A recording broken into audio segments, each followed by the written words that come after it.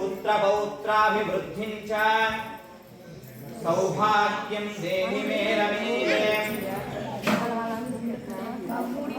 अनुलारा स्त्रीలకు సౌభాగ్యాన్ని ప్రసాదించే ఒక వ్రతాన్ని పరమశివుడు చెప్పారు. లోకోపకారం కోరి ఆ వ్రతాన్ని గురించి మీకు తెలియజేస్తాను, శ్రద్ధగా వినండి అని చెప్పి సౌనకాది మహర్షులకు సూత మహర్షి బోధిస్తారు. పరమేశ్వరుడు ఒకనాడు తన భస్మసింహాసనంపై కూర్చొని ఉండగా పార్వతీదేవి పరమేశ్వరుని ఉద్దేశించినాక స్త్రీలు సర్వసౌఖ్యాలు పొంది పుత్ర పౌత్రాభివృద్ధిగా తరించుటకు తగిన వ్రతం ఒకదానిని చెప్పండి అని కోరుతున్నదా అమ్మవారు. అందుక సాక్షాత్ పరమేశ్వరుడు దేవి నీవు కోరిన విధంగా స్త్రీలకు సకల శుభాలు కలిగించే వ్రతం ఒకటి ఉన్నది, అది ఏ వరలక్ష్మి వ్రతం. శ్రావణ మాసం పూర్ణిమకు ముందు వచ్చే శుక్రవారం నాడు ఆచరించాలని తెలుపుతారు.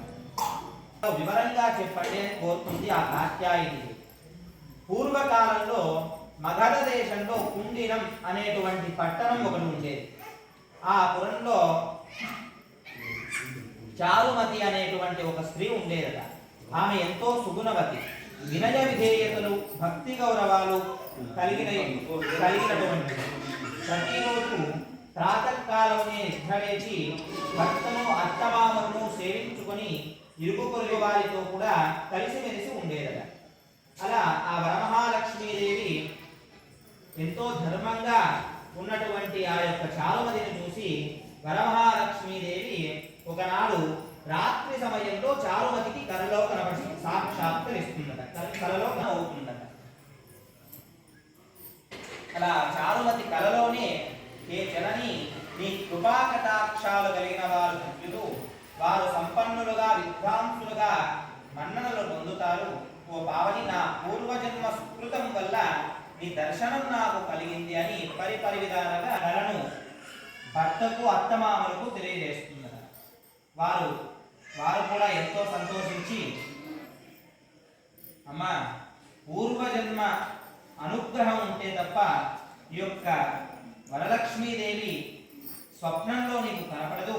ఆ వరలక్ష్మి వ్రతాన్ని నువ్వు కూడా తప్పకుండా ఈ శ్రావణ మాసంలో పౌర్ణిమకు ముందు వచ్చేటువంటి శుక్రవారం నాడు నువ్వు కూడా తప్పక ఈ యొక్క వరలక్ష్మి వ్రతాన్ని చేసుకోమని అత్తమామలు కూడా సలహా ఇస్తారు, ఆహ్వానిస్తారు.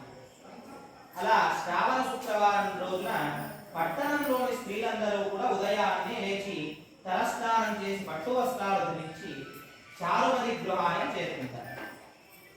అలా చారుమతి తన గృహంలో మండపం ఏర్పాటు చేసుకుని ఆ మండపంపై బియ్యం పోసి కలశం పెట్టుకుని వరలక్ష్మీదేవి సంకల్ప విధులతో ఆహ్వానించి ప్రతిష్ఠించి అమ్మవారికి షోడశ ఉపచారములతో పూజించి భక్షభోజ్యాలను నివేదన చేస్తుంది. అలా 9 గోపుల దూరాన్ని చేతి కట్టుకుని ప్రదక్షిణ నమస్కారాలు చేస్తుంది. అలా మొదటి ప్రదక్షిణ చేయగానే కాలి అందియులు గల్లు గల్లున మోగుతాయి. రెండవ ప్రదక్షిణ చేయగానే అష్టాలకు నవరత్న ఖచ్చిత కంకణాలు ధగలగా మెరుస్తాయి. అలా మూడవ ప్రదక్షిణ చేయగానే అందరూ కూడా సర్వాభరణ భూషితులు అవుతారు.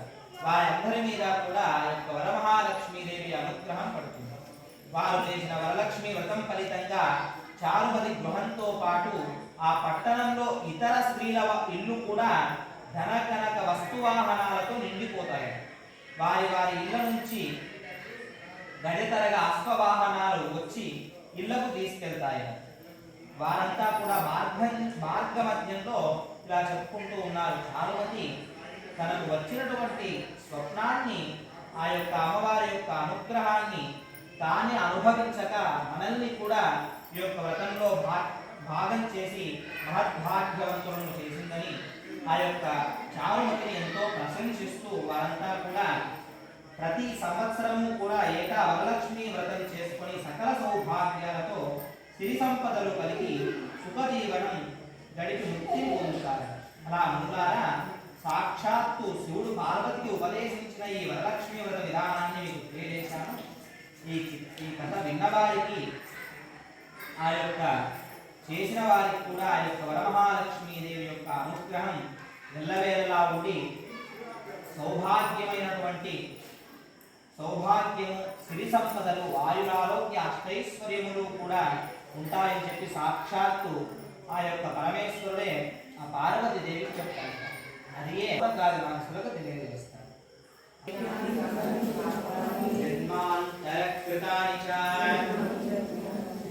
తాని తాని ప్రణశ్యంతి ప్రదక్షిణ పదే పదే పాపోహం పాపకర్మాణం పాపాత్మా పాపసంభవః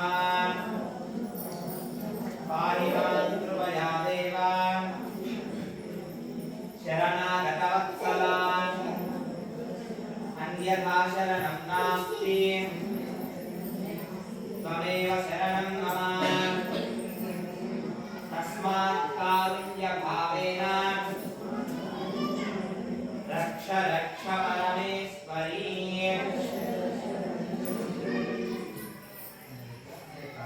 మంగళమాంగళ్యే శివే సర్వార్థసాధికే శరణ్యే త్ర్యంబకే దేవి నారాయణి నమోస్తుతే.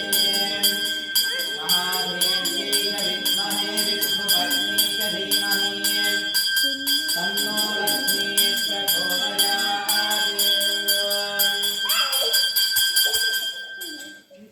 లక్ష్మీరమణ గోవింద, శ్రీమద్రమారమణ గోవింద గోవింద గోవింద గోవింద.